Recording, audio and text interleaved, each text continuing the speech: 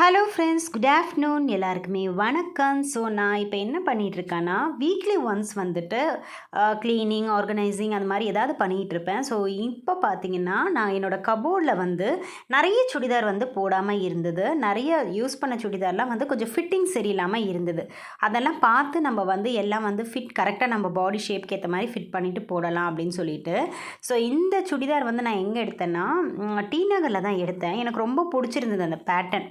இந்த செஸ்ட் கிட்ட வந்து பிங்க்கில் வந்து க்ரீன் வர மாதிரி இருக்குமா, அந்த காம்பினேஷனே பார்க்க நல்லா இருந்தது. பட் வந்து ஃபேப்ரிக் வந்து அந்த அளவுக்கு சொல்கிற மாதிரி கிடையாது. அதனாலேயே வந்து நான் வந்து இது வாங்கி ஒரு 4-5 வாட்டி போட்டுட்டு அப்புறம் எடுத்து வச்சுட்டேன்.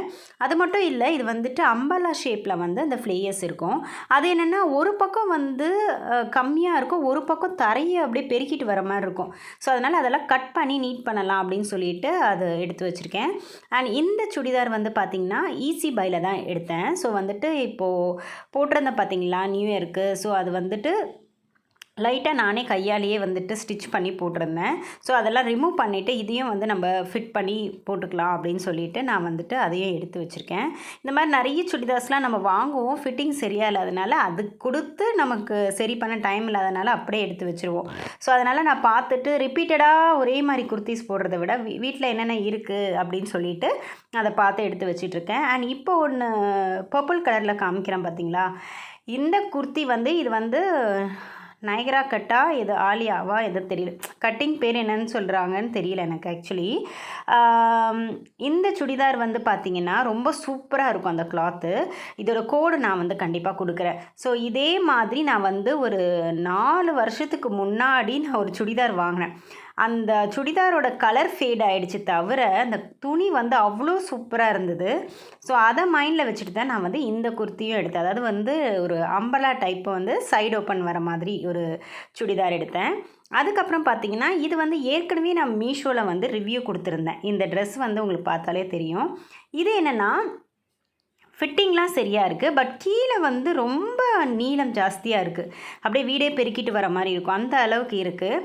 அண்ட் லாங் ஃப்ளேயர்ஸ் இருக்கும். அந்த ஸ்லீவ் கிட்ட வந்து அந்த ஓப்பன் வச்சு அதுக்கப்புறம் ஃபெதர் மாதிரி இருக்கும் அது பார்க்குறதுக்கு.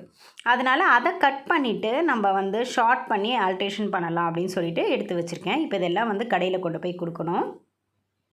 லேட்டஸ்ட்டாக வந்து நான் டி நகர் போயிருந்தேன் இல்லையா, அப்போ வந்து நான் சாரீ பர்ச்சேஸ் பண்ணேன். அது வந்து உங்ககிட்ட காமிக்கணும்னு நினச்சேன், நான் மறந்தே போயிட்டேன். இப்போ வந்து நான் கபோர்டை வந்து ஓப்பன் பண்ணி சுடிதார்லாம் எடுத்து வைக்கும் போது ஆமாம் இந்த சாரீ வந்து நம்ம காமிக்கவே இல்லையா அப்படின்னு சொல்லிட்டு ஞாபகம் வந்துச்சு. நான் என்ன சாரீ வாங்கினேன்னா, டோலா சில்க் சொல்லிட்டு இந்த மாதிரி சாரீ வாங்கினேன்.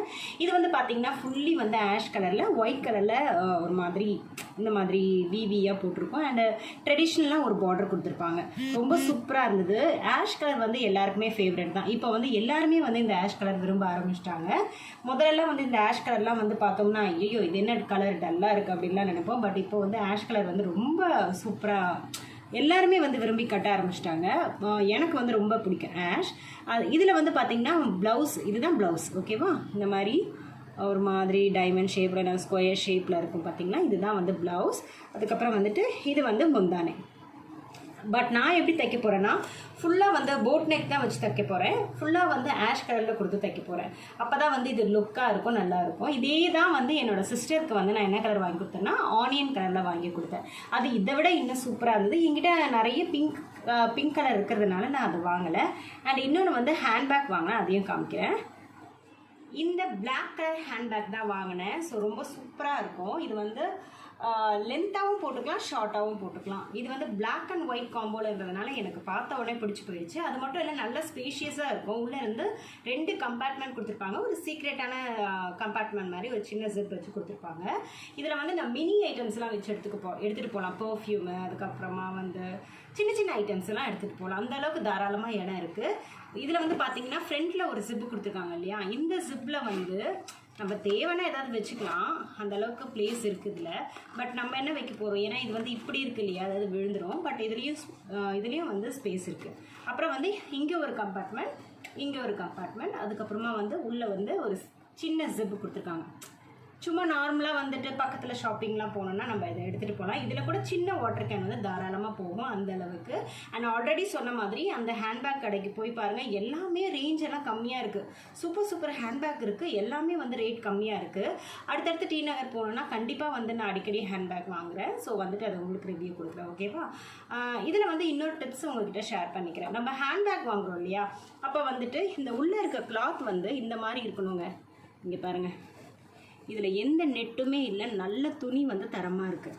இந்த மாதிரி ஹேண்ட்பேக் வாங்கினோம்னா நம்ம ரொம்ப நாள் உழைக்கும், 5 இயர்ஸ்க்கு மேலேயே உழைக்கும். இன்னொன்று வந்து பிரேம் இப்போ லேட்டஸ்ட்டாக எனக்கு வாங்கிட்டு வந்தான் ஒரு ஹேண்ட்பேக்கு.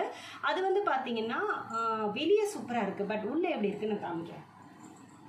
இது பாருங்கள்,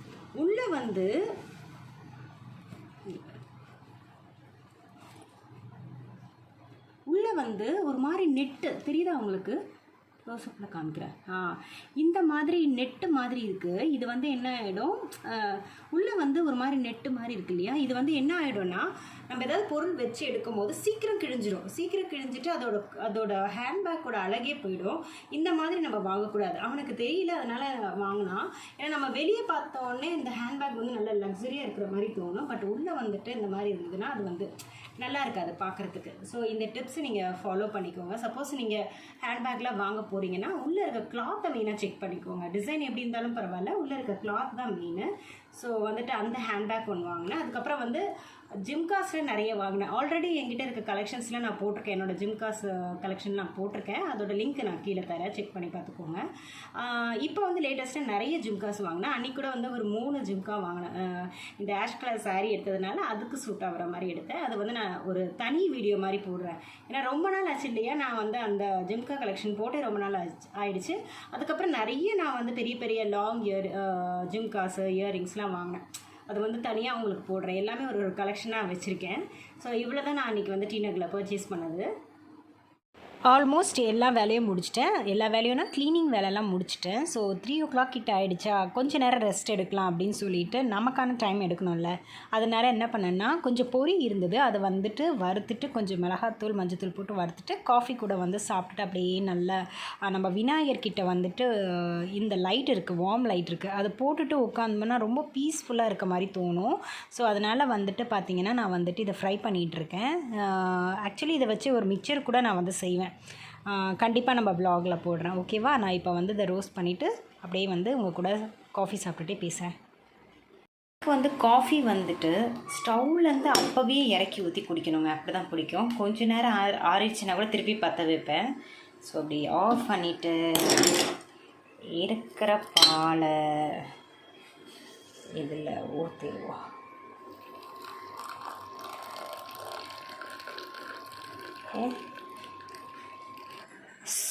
சூப்பரான காஃபி அண்ட் சூப்பரான பொரி ரெடிங்க. பொரியும் காஃபியும் சாப்பிட போகிறேன், ஓகேவா? இதை பார்த்தோன்னே உங்களுக்கும் டெம்ப்ட் ஆகிருக்கும். ஸோ வீட்டில் கண்டிப்பாக பொரி இருந்ததுன்னா இந்த மாதிரி செஞ்சு சாப்பிடுங்க.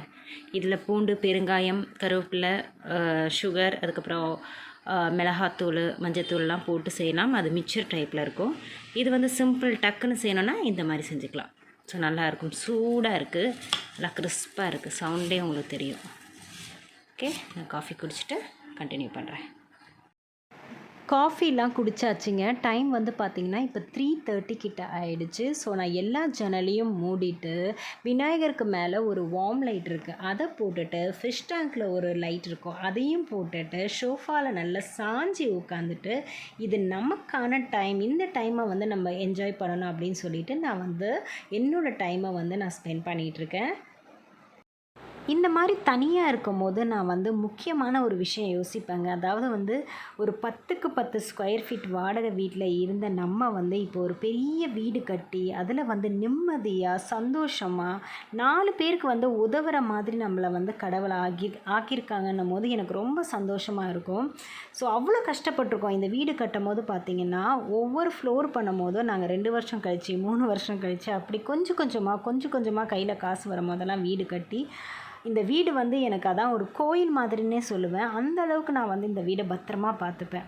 எனக்கு வந்துட்டு அவ்வளோ சென்டிமெண்ட் நான் சொல்லுவேன். ஏன்னா எத்தனை வீடு கட்டினாலும் சரி இந்த வீடு மாதிரி எனக்கு வந்து ஒரு சென்டிமெண்ட்டான வீடு இருக்காது. ஏன்னா இந்த வீடு வந்து அவ்வளோ கஷ்ட நஷ்டங்கள்லாம் வந்து பார்த்துருக்கு. ஸோ இந்த வீடு வந்து எனக்கு வந்து ஒரு பொக்கிஷம் மாதிரி. ஏன் இந்த நேரத்தில் ஷேர் பண்ணுறேன்னா, நான் இதை பற்றி தான் யோசிச்சுட்ருப்பேன். எப்படிலாம் நம்ம கஷ்டங்கள் வந்து ஃபேஸ் பண்ணோம், இப்போ வந்து இந்த அளவுக்கு நம்ம நல்லா இருக்கோம், கடவுள் இந்த அளவுக்கு நமக்கு வந்து குடுப்பினை வச்சுருக்காங்க அப்படின்னு சொல்லிட்டு கடவுளை மட்டும் நினைக்க மாட்டேன். என்னோடய ஹஸ்பண்ட் வந்து நாங்கள் ஆசைப்பட்டதெல்லாம் வந்து நிறைவேற்றி வச்சுருக்காருன்னும் போது ரொம்ப பெருமையாகவும் ஃபீல் பண்ணுவேன். இதை பற்றி தான் அந்த நேரத்துலலாம் நான் நினச்சிட்ருப்பேன். ப்ரூஸி என் பக்கத்தில் தான் தூங்கிட்டு இருக்கான். தூக்கத்தில் அவன் வால் எப்படி ஆடுதுன்னு காமிக்கிறேன் பாருங்கள். தூங்கிட்டு